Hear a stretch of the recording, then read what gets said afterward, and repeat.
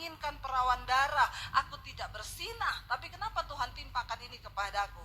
Ayub mulai menghitung semua kesalehannya, dan dia mulai berpikir, Tuhan tidak pantas menghukum aku dengan penghukuman yang seperti ini. Bukankah itu juga sering kita pikir? Kalau kita sudah rajin ke gereja pelayan, maka tidak boleh ada masalah yang datang dalam hidup kita. Lalu kita mulai menuduh harusnya yang lebih berdosa itu yang kena kutuk. Benar gak saudara? Itu kan kita manusia.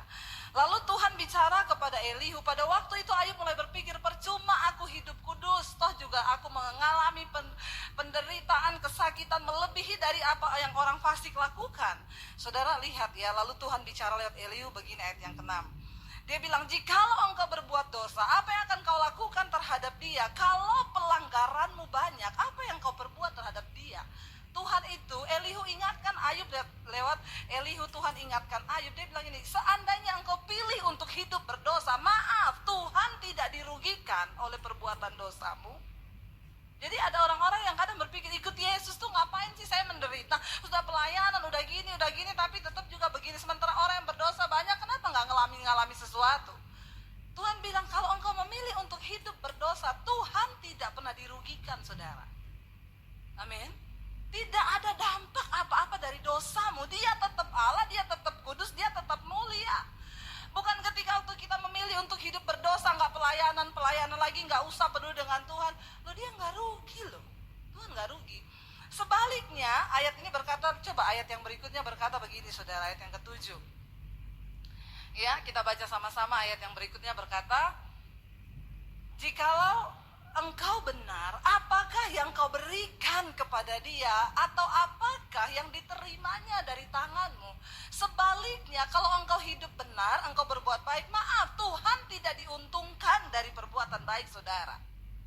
Karena Alkitab berkata, perbuatan baik kita itu seperti kain kesumbah di hadapan Tuhan. Amin. Kalau kita berkata, aku sudah bayar perpuluhan, saudara, bukan. Jadi banyak orang berpikir, waktu saya bayar perpuluhan, Tuhan untung. Sorry, engkau bayar perpuluhan, yang untung bukan Tuhan. Amin. Benar gak? Emang Tuhan untung, dia butuh duit? Tuhan gak butuh duit. Jadi jangan berpikir, Tuhan aku bawa persembahan persepuluhan ya, awas kalau engkau tidak berkati aku loh. Maaf loh saudara. Apakah Tuhan yang untung? Engkau mau berbuat, Tuhan gak pernah tertarik dengan uangmu. Gak ada ayatnya dikatakan, waktu engkau berikan persembahan 5M, sorga bersorak-sorai. Hello, siapa yang bersorak? Gak usah dijawab. Di dalam hati saja. Lo benar gak saudara? Ya. Lalu apa yang menguntungkan Tuhan? Enggak, Bu. Tuhan tidak pernah, dia tetap Allah, dia tetap mulia. Mau kita buat baik, Tuhan gak pernah untung. Jadi jangan berpikir, aku bayar perpuluhan supaya usahaku diberkati, rumah tanggaku diberkati. Awas kalau engkau gak berkati aku Tuhan. Maaf. Orang itu agamawi. Kalau kita hidup sebagai orang yang mengenal Tuhan, Kristen yang membangun hubungan dengan Tuhan, maka kita akan berkata begini, kenapa saya beri perpuluhan? Karena aku sudah diberkati. Amin. Lo sebenarnya kan dari hidup kita ini bukan cuma 10 punya Tuhan, 100%. Bahkan nafas kita tuh punya Tuhan. Bener gak?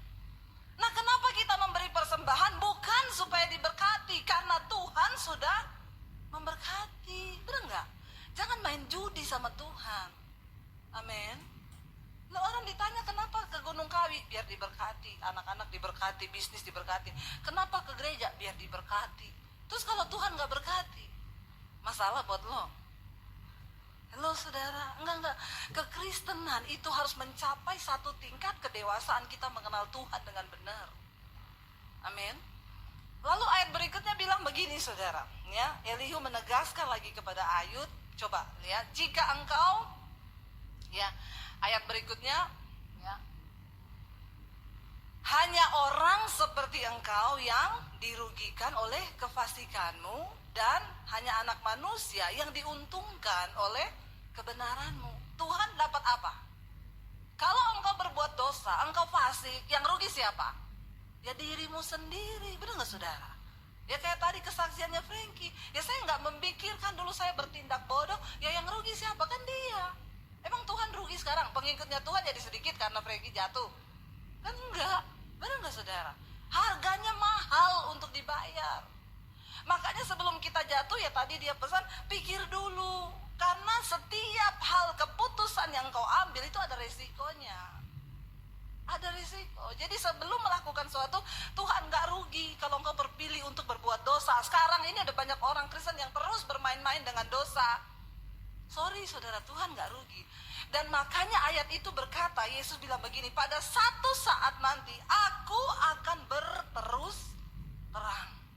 Loh kenapa Tuhan baru berterus terang pada hari penghakiman? Apakah dia gak tahu selama ini kita berbuat dosa?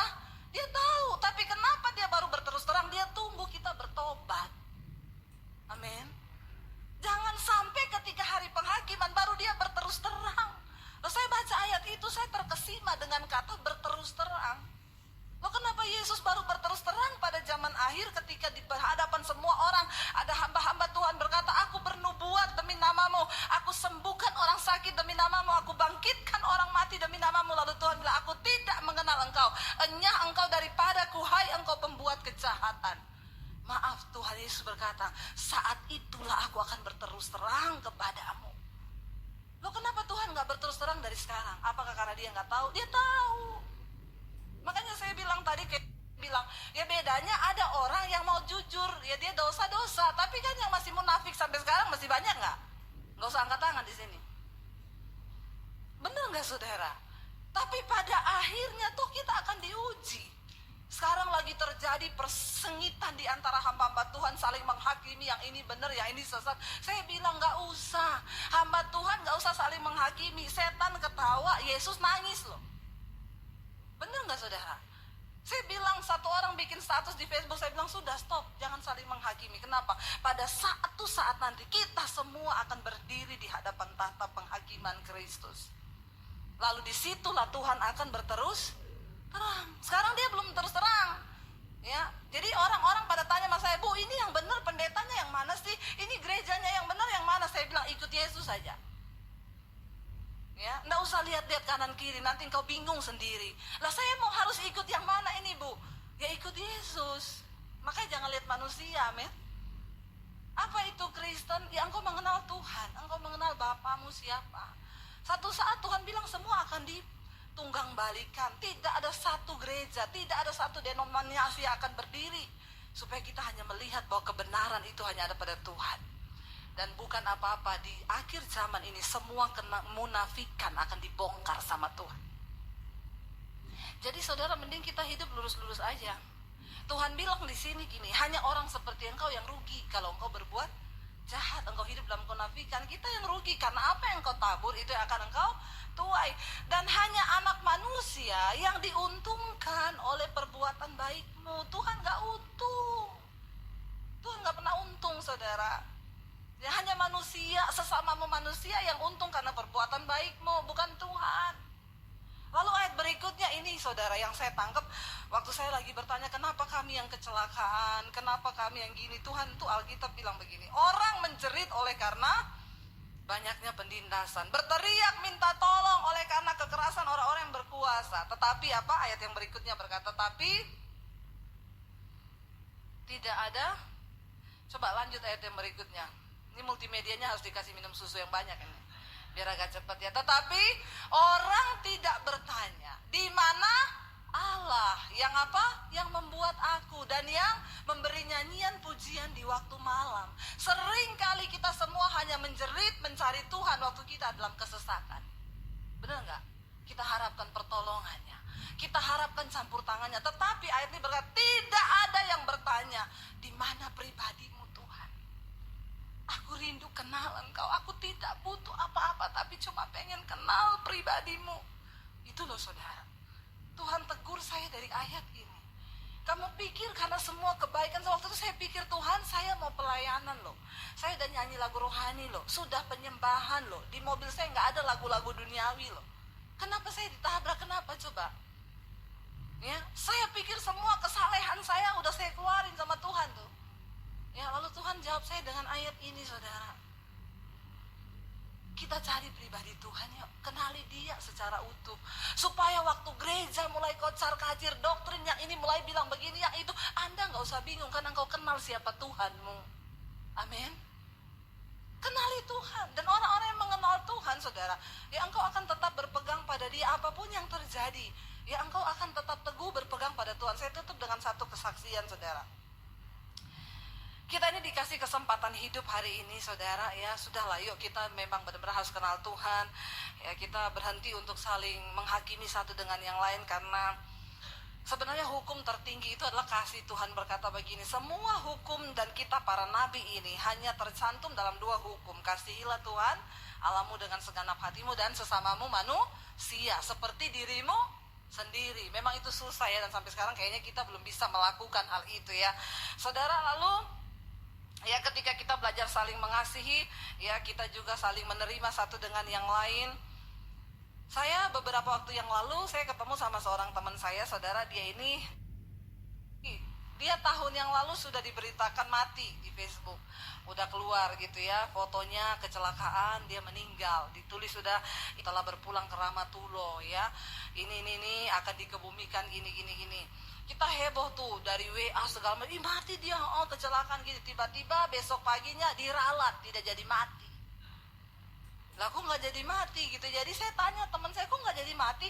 Nggak tahu, kayaknya miss deh, kok apa belum jelas kabarnya, tapi orang sudah memberitakan.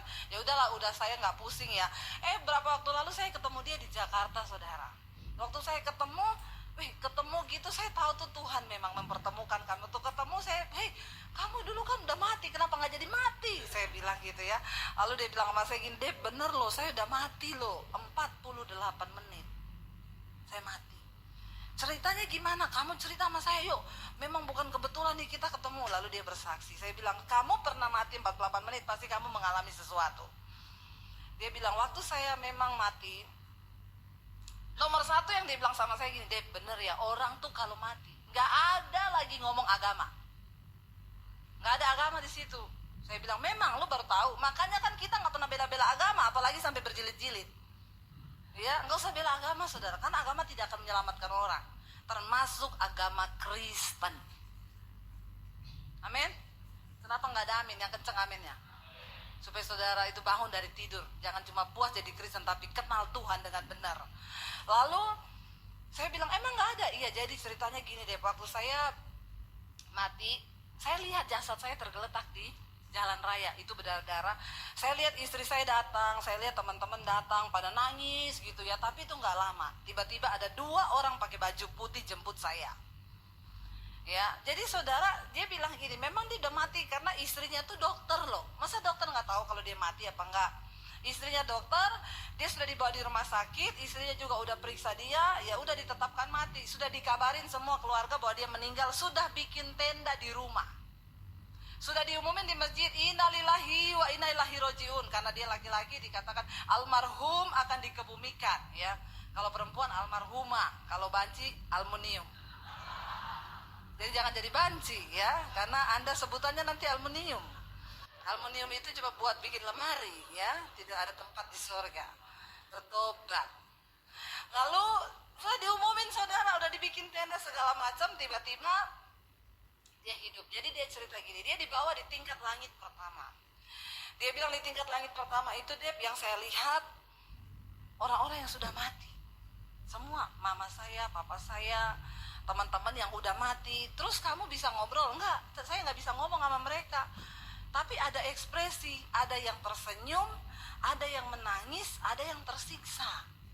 Mungkin sesuai amal perbuatan mereka di dunia. Ya, saya nggak bisa ngomong, cuma lihat aja mereka. Lalu tiba-tiba saya dibawa lagi naik sampai ke tingkat langit ke-7. Nah, waktu sampai di tingkat langit ke-7, dia bilang saya melihat cahaya. Lalu di situ saya disuruh pulang. Ada suara yang berkata, kamu belum saatnya mati, pulang kamu ke bumi. Lalu saya balik lagi ke bumi. Saya tahan dia gini, tunggu dulu. Kamu sampai di tingkat langit ke-7, kamu bilang kamu ketemu cahaya. Kamu ketemu dengan Sang Maha Kuasa berarti, karena dia suruh kamu pulang lalu kamu hidup lagi. Pertanyaan saya, di langit ke-7 itu kamu lihat sosok siapa? Ini penting buat kita, benar nggak saudara? Mumpung dia kan udah ke sana kan? Jadi kita nggak usah pergi ke sana dulu kan? Siapa yang mau pergi ke sana cari tahu? Ya iya, kalau kita pergi masih balik, kalau nggak balik. Cilaka saudara. Bener nggak ya? Mumpung dia udah ke sana, jadi saya desak dia sudah sampai di tempat yang maha kuasa loh, yang suruh dia pulang lagi. Saya bilang, ada siapa yang kamu lihat? Cerita dong. Sumbokong kah di sana? Lo bener nggak saudara? Atau si buta dari goa hantu atau Nyi Roro Kidul, kan penting buat kita. Dia sebenarnya tadinya nggak mau cerita karena dia memang bukan agama Kristen, dia dari seberang. Dia bilang gini, Dep, iya saya lihat sosok di sana. Siapa yang kamu lihat? Ngomong cepet, siapa? Dengan suara yang sedikit pelan dia bilang, iya saya lihat sosok di sana. Kamu tahu siapa yang berdiri di sana? Isa Al-Masih. Tepuk tangan buat Tuhan. Saudara, kita sudah datang ke tempat yang benar. Engkau sudah menuju kepada iman yang benar. Orang yang bukan Kristen telah bersaksi, dia sampai ke tempat yang bisa suruh dia pulang, dan dia lihat ada Tuhan Yesus yang berdiri di sana. Jangan sampai kita sudah sampai di tempat yang benar, tapi kita semua tidak mencapai tujuan kita nanti. Amin. Pengenalan yang benar akan Tuhan harusnya membawa iman kita semakin cinta Tuhan. Kita bukan ini, saya nggak mau berdosa, kenapa takut masuk neraka? Nggak usah. Kenapa kita nggak mau berbuat dosa? Karena kita nggak mau lukai hati Tuhan. Bener nggak? Loh, kalau kita mau berhubungan intim dengan Tuhan, Tuhan tuh bicara kok sama kita. Tuhan tuh kasih tahu di dalam hati nurani kita ada hukum-hukum Tuhan. Karena Alkitab berkata, ayat firman Tuhan bilang, aku menulis hukum-hukumku di dalam hati nurani manusia. Saudara tahu ada yang dijamret di Cempaka Putih dulu, perempuan yang lagi naik motor, tasnya ditarik, itu nggak ketangkap polisi pelakunya, karena polisi bilang cuman ketangkap dari CCTV, jaketnya warna merah, tapi plat nomornya nggak ketangkap karena jauh sekali. Tiba-tiba kenapa dia bisa ketangkap saudara? 3 hari waktu dia lihat berita itu perempuan mati, 3 hari dia nggak pulang ke rumah, dia dikejar sama hati nuraninya. Dia tertuduh merasa berdosa. Loh, siapa yang bicara di hati nurani kita? Itu Tuhan, karena dia menaruh hukumnya di dalam hati nurani kita. Mau engkau ke gereja, mau engkau ke masjid, mau engkau kemanapun, Tuhan itu sudah taruh hukumnya. Ada di dalam hati setiap manusia. Jadi waktu kita mau buat dosa itu sebenarnya Tuhan udah bicara. Kenapa engkau ke gereja? Supaya engkau diingetin lagi, amin. Tapi sebenarnya sudah ada suara Tuhan itu dalam hati kita. Lah kenapa dia sampai ditangkap polisi? Dia puter-puter gak mau pulang, merasa berdosa, dikejar hati nuraninya. Akhirnya dia pergi sama omnya di Tangerang.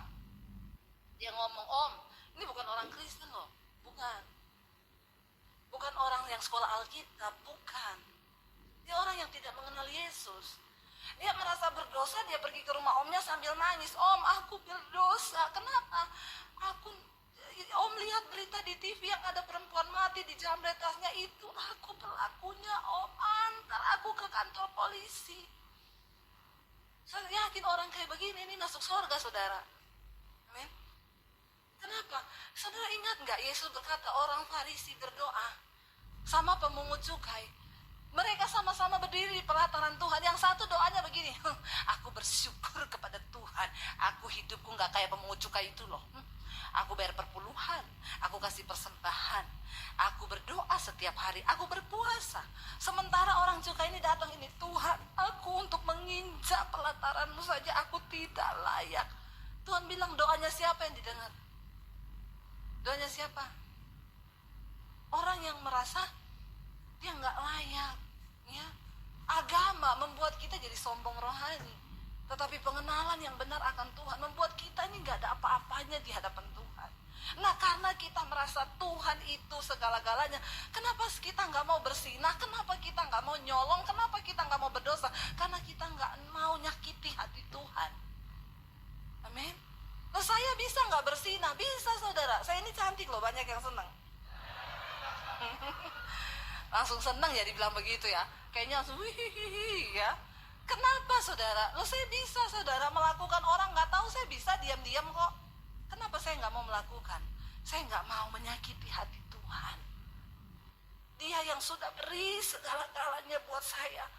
Kita bikin dosa sedikit aja Tuhan tuh udah bicara. Dan kita merasa saya gak mau lukai hati Tuhan. Apalagi kita melakukan dosa yang terlalu, bukan. Jadi kenapa? Pengenalan yang benar akan Tuhan akan menuntun kita sampai pada tujuan yang sesungguhnya. Tapi kalau engkau cuma jadi Kristen agamawi, sorry saudara, engkau gak akan pernah temukan tempatnya Tuhan yang sesungguhnya. Kita minta Frankie nyanyi satu lagu lagi ya.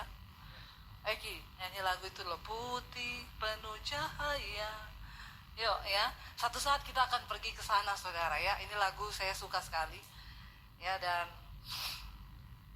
kita satu saat akan pergi ke tempatnya Tuhan di sana. Tidak ada air mata, tidak ada duka nestapa ya. Yuk, selama kita hidup di dunia, kita mau kejar perkenanan Tuhan. Kita bangkit berdiri sama-sama.